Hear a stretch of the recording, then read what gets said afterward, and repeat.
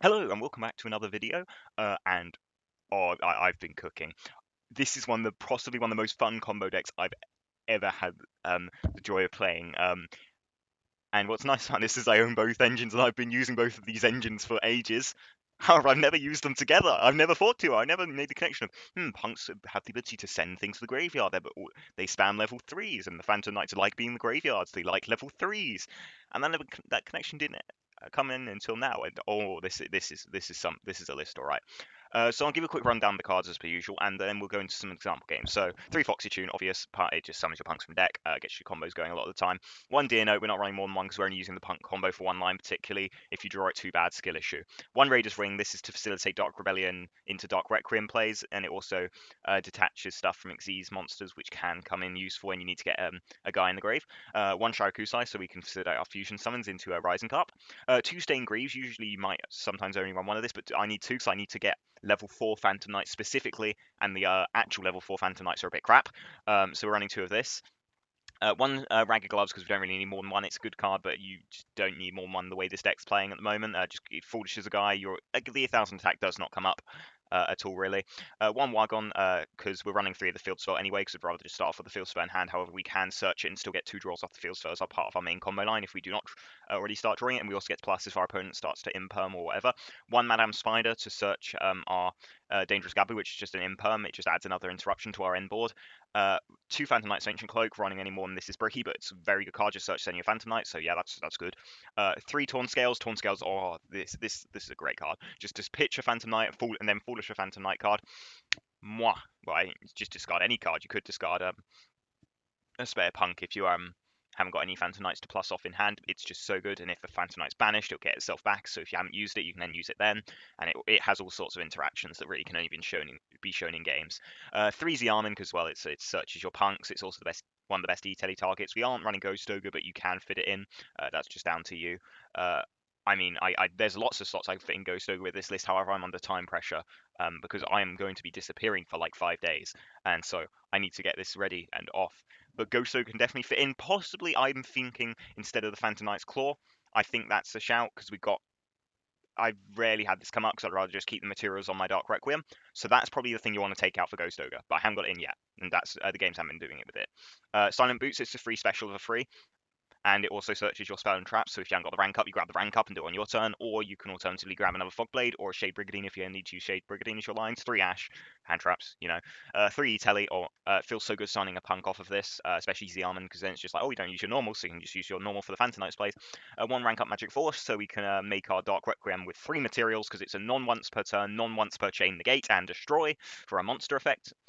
3 Extreme Session keeps us drawing to hand traps and interference, just very powerful. It also gets you to special summon, which does come up because that's where you summon Madam Spider off your main combo line. 3 Imperm because it's Imperm. The Gabu, which talked about already, it's Imperm. We've got the Shade Brigadine to facilitate our Dark Rebellion plays and linking. Fogblade because it's another Imperm. And Phantom Knight's Claw, which is just a monster negate, so you just negate something that activates in hand or graveyard because that's the one thing you lack if you don't make it to a Dark Requiem. But if you don't make it Dark Requiem, you're not really using Claw anyway. So yeah, this is definitely going out for a Ghost Ogre. But this is what I've been testing with, so I'm doing the profile with this. 1 Rising Cup for the extra. So we're on to extra. 1 Rising Cup. Yeah, well, it summons punks from decks, pretty good. 1 Baron. This could also be a Psychic End Punisher or a Shen or a Ravenous Crocodile.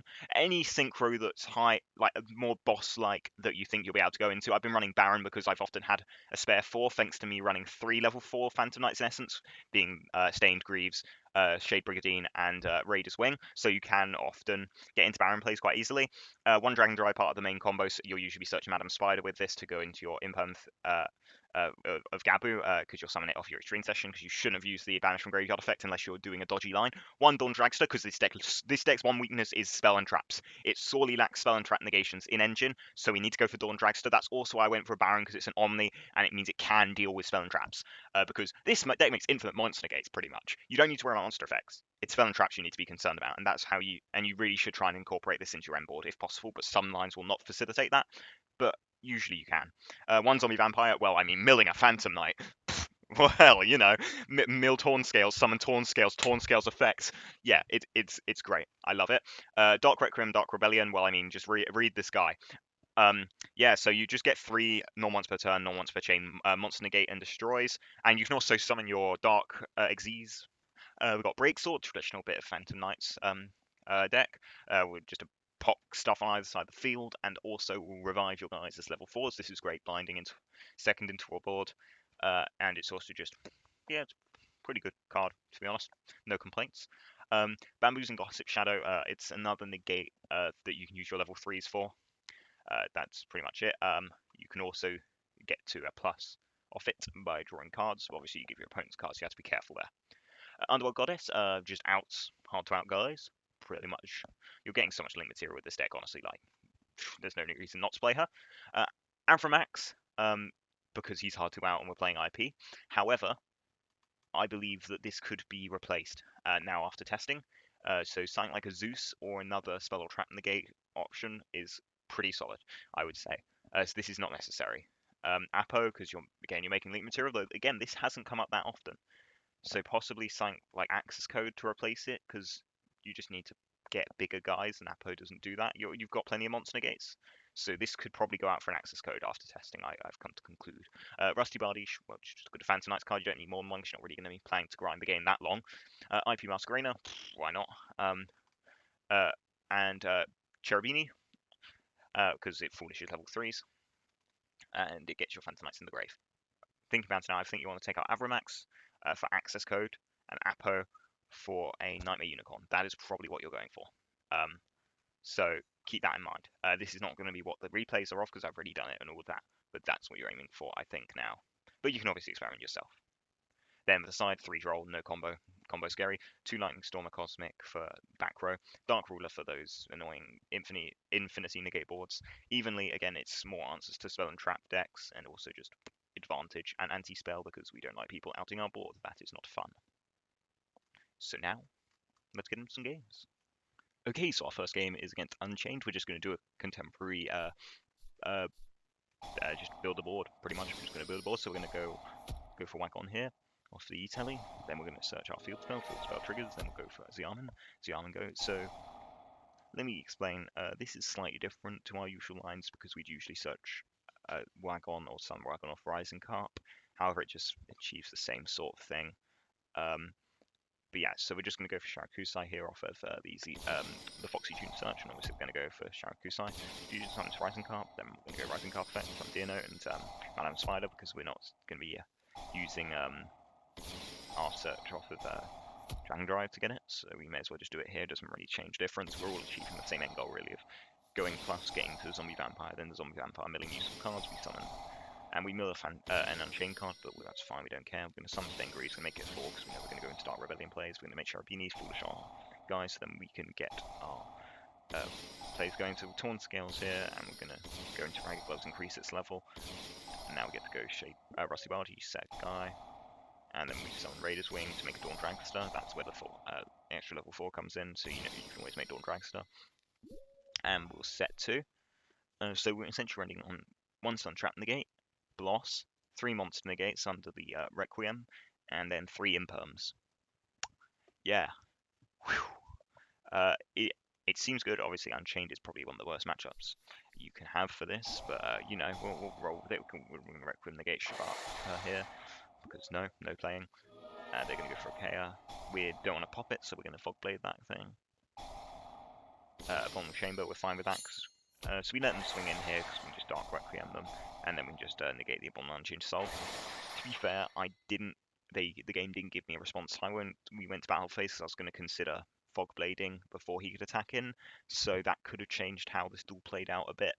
But I didn't get that option to think because the game bug. Why game bug? Probably just because I didn't click Fast Chain enough. So they're going to go Tasking here. We kind of got to negate that. That just grabs them any fern trap in their deck. So we draw an Imperm. That's not a good one. That's just not a good one. We got Xiamen here. We search a guy. Then we get to go Extreme Session to grab another thing. We're going to Masquerena because we're planning to go for an Underworld Goddess play here. Because that means it can't be just draw by card effects and you have to target it to do like banishing or returning. We're just going to get searching, and then we go Breaksword here. Now we've made a mistake here, so we're going to go Breaksword here again, and we're going to Ash that. That's why we popped the escape, because we have the Ash in hand, so we knew we could answer that. We made a mistake. We Fogbladed Rakea. We cannot attack Rakeas. So you know that's really not good. We're fine letting this go because we want we need to be able to attack our fog blades doing our board. We'll negate the Sarama here because there's no reason not to. They're not going to do anything else. That's another bad draw. I mean, to be fair, once you get to like turns 5 and 6, your draws are always going to be bad. So they're going to go for the Unchained Soul Disaster, and damn, that's a big boy. We kind of got a fog blade here because we want to keep our Underworld Goddess on the field. They're going to try and anything else. We have to go for Dawn Dragster because, well, we don't want our entire field being banished face down. That would be a travesty, wouldn't it? We're going to go Fogblade to revive. Then we're going to go into Apo. And, oh, we Fogblade the Soul. We can't beat over it. Yeah, that's the one problem with Fogblade. Sometimes we struggle to out it, and that's why access code. We need to add access code to this list. So they're going to go for Sarama here. Well, we're just going to Gabu that, because we would negate with Goddess, but he's trying to set a spell and trap, so it doesn't work that way. So they're just going to swing in to trigger Sarama, so we kind of had to Apo here. So I guess it's not entirely necessary. And they're going to go for taskings for Dark Hole. Yeah, leave our Goddess on the field, sure, we'll trigger the Goddess. Big mistake from the opponent here, they're going to go for the draw too. Hey, yeah, that won't do it. So now we're just going to go through the motions, getting to lethal, just, there we go. And when our opponent sees, yep, we've got lethal on board, they'll scoop up here. So just to take away from this, remember what Fogblade does. Don't beat me, remember what Fogblade does. But yeah, this deck does struggle to deal with a lot of spell and traps or a lot of floating if you don't manage it correctly. So just bear that in mind. I played this very poorly on my part, but that does show you how you build the board. Essentially, that's what sort of board you're ending for. Whether you do the contemporary line or not, that's you should be able to get that every time if you don't get interrupted, or if the only interruptions like an Asher and Imperm. So yeah. Okay, so our next matchup is against Dragon Link going second, and oh boy, this is not a good going second hand. And Dragon Link is a pretty scary matchup for us with the Bestials. However, fortunately, that's a lot of non-engine, and we have an Ash Blossom. So the opponent's going to start off with Dragon Ravine, and they're going to Dragon Ravine here, pitching Imperm. I wanted to kind of sense out the situation, so I want to know if I was playing against Drag Unity or Dragon Link, because I have played against Drag Unity players that are very competent. So I let the Ravine resolve. However, I'm getting the hint that this isn't a good hand because you would not usually start for a Ravine. I have that in mind. So they're going to go Amsa out to here, and we're just going to Ash because we're like, well, if they grab, it's just not good. So they're going to go for Magma here, and it's like, yep, that's access to Bestials. That's not good. So they're searching about Drake. We draw a Sharakusai, not great draw. We can go for Xiamen here, Xiamen effect, and we're going to grab our Foxy Tune, the one and only, and we're going to get Drolled. Yeesh, that's not good. So we're going to go Shirakutai here, we're going to go into Rising Carp, and then we'll go for these two. We're just going to still try and do as much of mine as possible. We're just going to chain block with the Armor now, so we make sure that the revive resolves. We can go into Zombie Vampire, and we did Miller Safer, that's kind of nutty. So I'm going to go Bound Rogue here because they don't get the timing. So we just, sensing we cannot reach lethal here, we make a Gossip Shadow, and we have a Gabu, so it's like we're clearing one of their guys. They're sitting on one card in hand, one draw. We're in a pretty comfortable position. What I did not consider, and what the opponent did not consider, is we are under draw.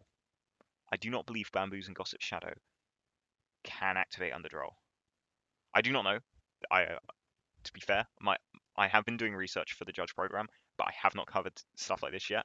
But if it can't, that's quite funny because he could have just bold rake this away anyway. But I guess he wouldn't want to do that, so that put a bunch of Phantom Knights in the Grave Knight Go Plus, so it amounts to the same anyway. But yeah, so we're just quite happy sitting on Big Boy, Zombie Vampire, and beating him down a bit.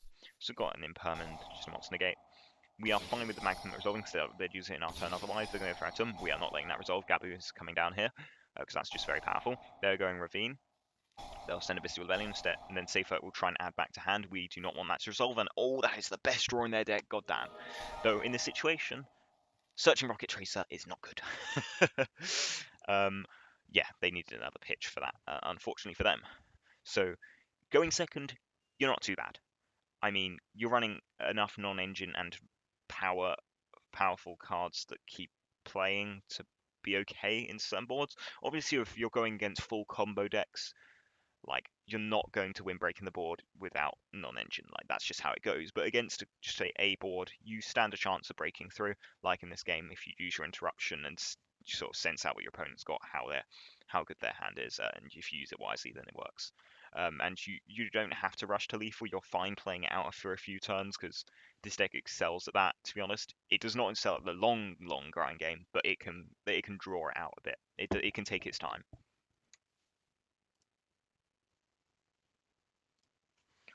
Okay, so our final matchup is against Manatium. we're going first, and they have got Imperm and Ash, so they've got plentiful interruption here. However, we've got pretty good hands. I'm quite happy with this hand. We're going Wagon here. They're going to Ash that, which is fine. That plays around. So we're going to go Sharaku's Fuse. They're going to negate. Now we're going to Wagon. We get to draw a card, and that's a pretty good draw. Now we get to go into Cherubini, because those are threes. This is where Cherubini comes in so clutch. It's going to go Sunbeam's grabbing the gate, and now we're going to get to go Torn Scales, pitch to Raider's Wing, and oh, this is just feeling so good. We're going to make an Apo 2400. Now we can go Xiamen Unfettered, and we can summon the Deer Note using the Foxy Tune. Strange lines in a strange world. However, we get there all the same. So we're just going to do the usual chains when we summon our Dragon Drive here. We're searching Psychic Wielder, which has now been taken out of the deck for reasons, but it's there as a thing you can do with. So we're going to summon the Raider's Wing here to go into Drawn Dragster, because we've got Monster Negates aplenty, and we're going to go into our Bamboozling Gossip Shadow. So this was a strange line. This was right when I was starting testing the deck, and I was just like, whoo. And I wasn't learning how to play around stuff yet. Wheelier eventually just got cut because I'd rather have just more Phantom Knight gas. So we're ending on a monster change, 3 monster negates, an Imperm, and a Dawn Dragster, which is okay considering we know our opponent's not got many cards. They've got 4 cards to work with. So they're going to go Reichphobia here. We're going to let that resolve because we don't know what they got in hand. On second thought, we immediately regretted this decision because we realized that Reichphobia can pop cards when there's a low defense position monster on the field, but we made that mistake. So we're going to Imperm here because we do not want them getting to stuff to be able to start playing our field. We're going to let that resolve, that position resolve.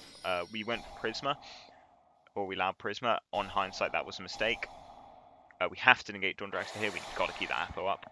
And they go for the Calarium, and yep, they're kind of off the races here. However, we do negate the Visas. They get to draw, and a Assault Core. Is this the new ABC combo deck I've been hearing about? If it is, very cool, very cool. So I'm going to go Kororang here. We have to negate again, and they're going to swing over, which they can now. They force that out. They summon the Visas, go into Lightheart and Cross Sheep.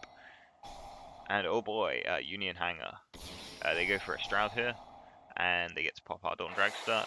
Things are not looking bueno. However, our opponent took too long. Give me a sec.